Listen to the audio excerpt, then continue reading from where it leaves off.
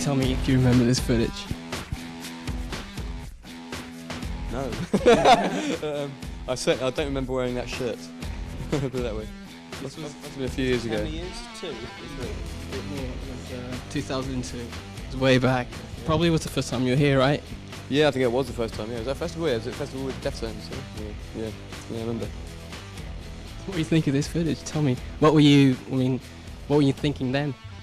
I can't remember, to be honest. Like it's it's easy to lose your memory, when you're on tour a lot. You have when you spend kind of many years touring, it's difficult to really know where you are, where you've been. I remember that. I don't remember the clothes. That's the thing. That necklace. That's really old. That's for my first girlfriend. How's been the road from then to now? It's been a good ride. Yeah, it's been fun.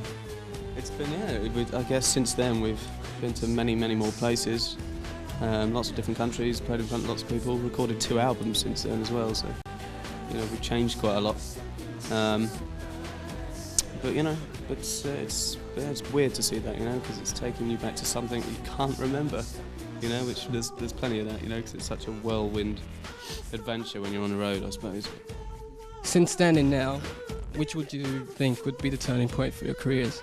Turning from what to what? Well, turning from not so known then to now to like the success you have right now. Oh right, I see. I don't know really. I'm sure. I don't know how successful we are really. I don't know. Well, I hear you a lot. You just, it's like Full House. Right. Well, yeah, that's a nice surprise. Yeah, it's nice to come to Portugal and play in a sold-out venue like this. Yeah, it's cool. When was the turning point? Was there one? I don't know. It kind of feels like we've just really kind of grown quite naturally. I think obviously making Absolution.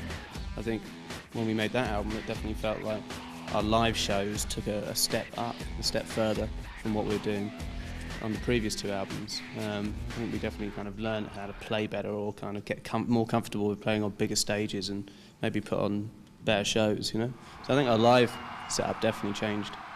And I think that's just continued to grow really, but it's kind of felt quite, comfortable, exponential. It's funny you should say that, because this week my channel is broadcasting Glastonbury concert. Tell me, how was that night for you? Oh, it was a great concert. It was a big one.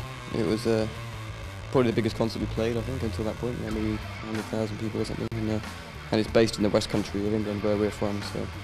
So it was very important to us, because we used to go there a lot when we were younger, and see bands play. So it was nice to be up there, because you have that kind of strange feeling with the crowd when you know what it's like to be in the crowd and be on stage. I've been in both places.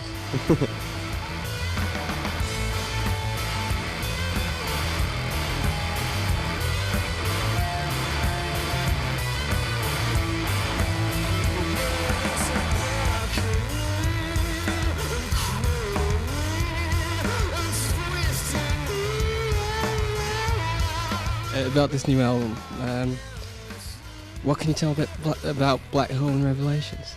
I think it's a little bit different to what we've done before. I think there's definitely some new styles of music in there which are new for us. Experiments with some electronica in songs like Mappa, The Problematique and Supermassive. Also a bit of kind of prog rock has crept in there. I suppose that was there before, but kind of a bit more extreme with Nights of Sidonia and Take a Bow. It's kind of a song of experiments, really. A lot of the songs are different kinds of experiments in trying to find something that we've never done before.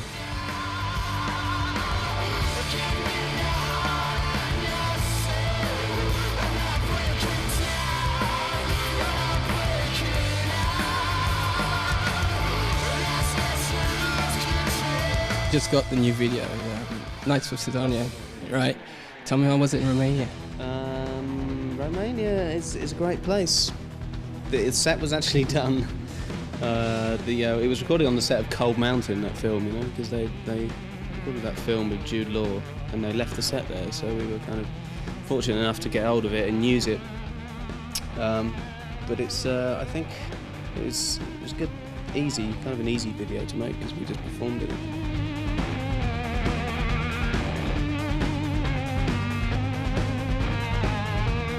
Well, for us, skis on. It's a bit weird seeing that video and then what's going on.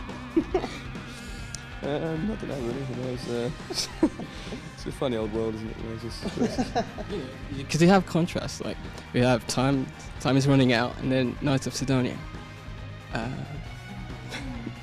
well, you know, people change. You know, you've got to try new things, haven't you? You know, experiment. I don't know. Video making is you very much you collaborate with a director. You know, so you cannot control everything. You know, when you're in a we can't. You know, we were never people that were kind of try to be video directors. So we collaborate with a director and we sort of exchange ideas.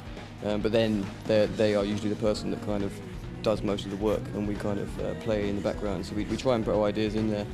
But it's you know, it's unpredictable. The result is always unpredictable. What about working in studio? What can you tell us about that? In the recording studio.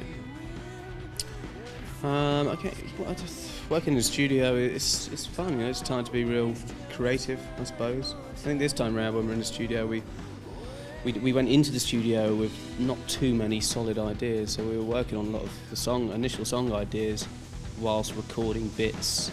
And then scrapping it, changing it, recording it again. So it was for us this time, and we're in a very secluded place, so it was it was a good time to experiment, and kind of lose your minds with different instruments that you maybe never picked up before, or different musical influences.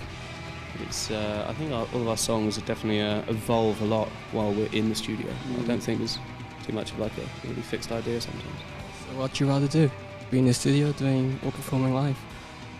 I like both. I mean, I like both. Whenever you do one too much, you want the other. You know?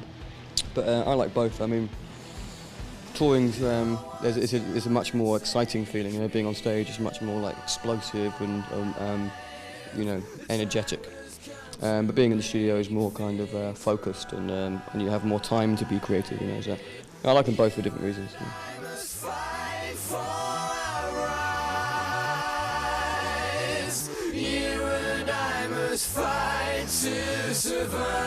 What's the goal for Muse?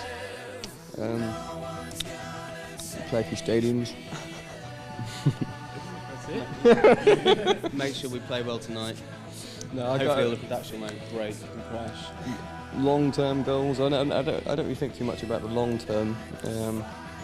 Yeah, make good music. You know, make people feel something they've never felt before, hopefully, and share something of hopefully something that will mean something to someone.